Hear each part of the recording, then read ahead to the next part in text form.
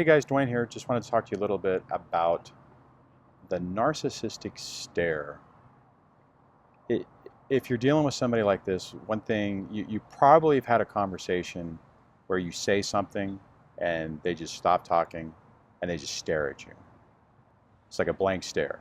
You get no emotion. It's like the lights are on, but nobody's home. It's really a little bizarre when it happens, because it doesn't make any sense, right? I mean, you're trying to have a conversation with somebody, and typically it happens whenever you catch them on something, right? You throw something out there that you kind of catch them. You catch them in their lie, for lack of a better word, and they just stare at you. I mean, it's like this, yeah, like that. I mean, and it's bizarre. I mean, you'll be having a conversation, and you'll lay out some facts and stuff and say, hey, what have we got 1, 2, 3, 4. These things have happened, and you know it doesn't make any sense. And if you catch them in it, then they don't even know what to say. They don't even know what to do. They just they just blank stare at you. It's pretty frustrating. If you don't know what it is, it's really it's off-putting, right? I mean, it actually, wind's picking up here. It actually it kind of messes with your head, because you're like, it's like you're laying something. It's almost like if you lay something out and you say, hey, here's a purple piece of paper. No, it's not. No, it's purple. No, that's not purple. So it's really kind of an unusual experience, and it kind of messes with your mind, because you don't really know. You almost start questioning yourself, because these people will be so adamant that you're wrong, or like I said, they'll just blank stare at you, and you're like, okay, well, maybe, okay, I must be wrong. I mean, I must be. This must not be right. It must not be purple, right? If it's a purple piece of paper, oh, it must not be purple. It must be blue, or maybe it's white. Maybe it's, I mean, because they are so, they won't even acknowledge it. So I'm kind of wrapping two things into it, because the blank stare is one thing, and then the whole you know, reality distortion is something completely different. So the thing is okay, so how do you deal with it? Right? Well, the first thing is you have to understand what it is. If you don't know what it is, you're done, right? You're just going to be confused.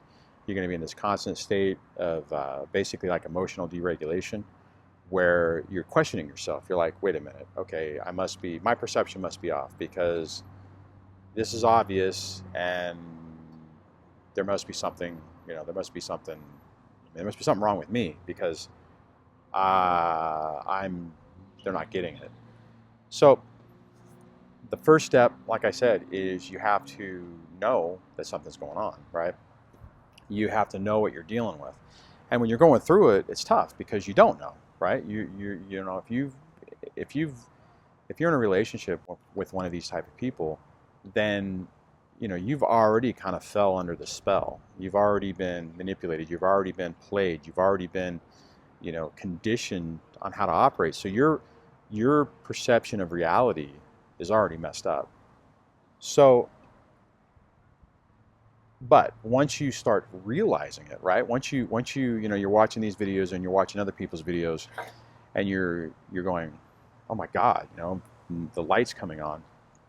Then and then so then the interesting part about it is then when things happen, you're like, if you're talking to somebody and they give you the blank stare, I'm trying to remember, it's like, you're doing this situation that's damaging to the relationship. Do you even care? And they just go,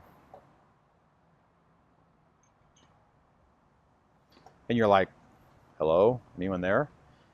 If you don't know what it is, I guess it's a technique that they use to try to take control back, right? It's like, okay, their mind is saying, I'm losing control, so I'm going to do this, and it's going to throw the person off, and it generally does. But if you know what it is, if you know what's going on, then you can it won't work, right?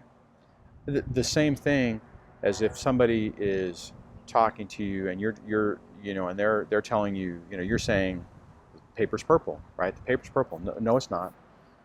You can, instead of questioning yourself, you can go, okay, all right, this is just somebody who's doing one of these things, and it is what it is, right? So, anyways, I just want to take a quick minute to talk to you about that, and just the more you learn, the more you'll understand what's going on and what they're doing, and the more you'll be able to protect yourself, defend yourself, and get through it. So, just keep that in mind when you're dealing, as you're learning this stuff, as you're starting to realize it, and the glasses are being pulled off your face, and you're like just having these aha moments. Just know that the more you learn, I mean, it's painful. It's not any fun. You're not going to enjoy it. It's a drag. But the more you learn about it, the more it'll calm you down. The more that you'll be like, okay, all right, I get it. I get what I'm dealing with. I'm dealing with somebody with a narcissistic personality disorder that fall in the cluster B traits, and it's all pattern behavior, right? I mean, that's the reason why, as you're going through these things and you're watching these different videos from different people, different channels, it's all the same thing. And think about that for a minute. How is it that a chick from the West, from the East Coast, and a guy from the West Coast, and another person from Texas, and another person from, England, can all be talking about the same thing and the same experiences and the same type of behaviors? Just because it's pattern behavior. It's crazy. It's not like these people are opening up a playbook. It's like they're programmed because of the abuse that they experienced. They've been programmed how to do this, and they just instinctively know how to do it. And so then all of them do it the same way. Similarly, that if you're on the receiving end of this, if you're the victim part of this, your behavior is also patterned. I mean, what you've done, the same things that you're going through, the self-doubt, the confusion, the just, feeling like you completely are losing track of reality. That's all, I mean, unfortunately, it's normal for these situations. So take some hope out of that, right? I mean, it's like, so you're not alone. It's not a one-off thing that, you're in this situation that no one else has experienced, which also means that you can get better. With more information and more knowledge, you can get through this. You can learn to adjust. You can learn to deal with it. You can learn to adapt. You can learn to defend yourself. You can learn to, well, maybe defend isn't the right word, but protect yourself, So, all right, I'm going to wrap this up. So if this video helped, or you feel like you've had this experience, leave a comment below, and I'd like to hear what your experience has been or how you've learned to deal with it. If you like this video, give it a thumbs up, and if this channel is helping you, and you like the information, I mean, if this information is meaningful to you and it's helping you, then subscribe to the channel, and I'm going to be putting more videos out to help you guys learn from the stuff that I've learned, and there's a bunch of different voices out there, so check out the other folks who are doing stuff. There's a lot of good information out there.